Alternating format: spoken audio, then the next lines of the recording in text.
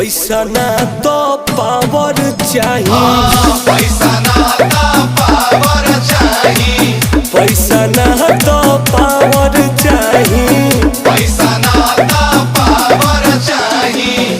हमारा में दोसर हो कौन रे।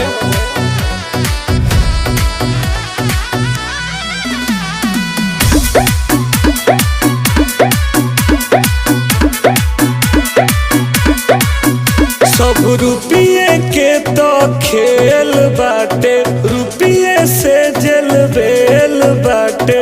भैया के आगे सब फेल बाटे, सीधे अंबानी से मेल बाटे।